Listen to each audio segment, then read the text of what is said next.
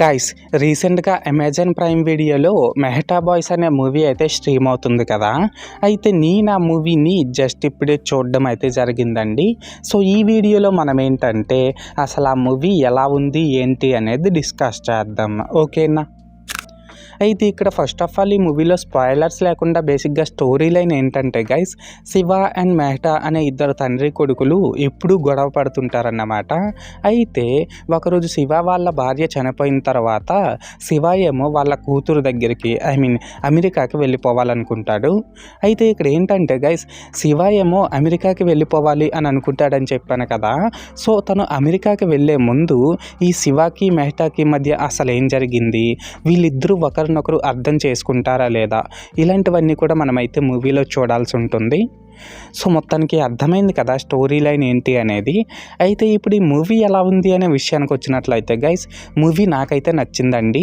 And ఇప్పుడు ఈ మూవీలో నాకు కనిపించిన ప్లస్ పాయింట్స్ ఏంటంటే, ఈ మూవీలో తండ్రి కొడుకులుగా యాక్ట్ చేసిన పర్సన్స్ యొక్క పెర్ఫార్మెన్సెస్ అయితే చాలా బాగున్నాయండి. నిజంగా చెప్తున్నా, ప్రతి ఒక్క తండ్రి కొడుకు కూడా వీళ్ళ క్యారెక్టర్స్కి కంపల్సరిగా కనెక్ట్ అవుతారు. ఇంకా ఇందులోని ఎమోషనల్ సీన్స్ కూడా బాగానే వర్కౌట్ అయ్యాయి.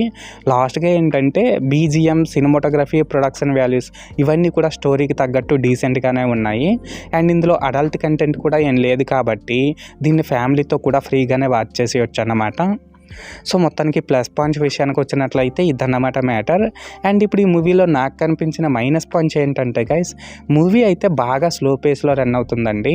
అలాగే ఈ మూవీ నుంచి కమర్షియల్ ఎలిమెంట్స్ని లైక్ ఐటమ్ సాంగ్లు, ఫైట్లు, మాస్ ఎలివేషన్స్ ఇలాంటి వాటిని ఎక్స్పెక్ట్ చేసే వాళ్ళకి ఇది పక్కాగా డిసప్పాయింట్ చేసేస్తుందనే చెప్పాలి. అండ్ ఇందులో అక్కడక్కడ సినిమాటిక్ లిబర్టీని కూడా కొద్దిగా ఎక్కువగానే తీసుకున్నారు. దానివల్ల మనం ఆ సీన్స్కి పెద్దగా కనెక్ట్ అవ్వమన్నమాట. సో మొత్తానికి మైనస్ పాయింట్స్ విషయానికి వచ్చినట్లయితే ఇదన్నమాట మ్యాటర్. అయితే ఇక్కడ ఓవరాల్గా ఏంటంటే గైస్, ఈ మెహటా బాయ్స్ మూవీ బాగుందా బాగాలేదనేసి అంటే నేను ముందు చెప్పినట్లు నాకైతే నచ్చిందండి. అండ్ నేను ఈ మూవీకి 5కి 2.75 రేటింగ్ ఇస్తున్నా. సో మీరు కూడా ఒకవేళ ముందే ఈ మూవీని చూసినట్లయితే మీరు దీనికి ఎంత రేటింగ్ ఇస్తారో అది కామెంట్ సెక్షన్లో చెప్పేయండి, ఓకేనా. This is Lokesh signing out. జై హింద్.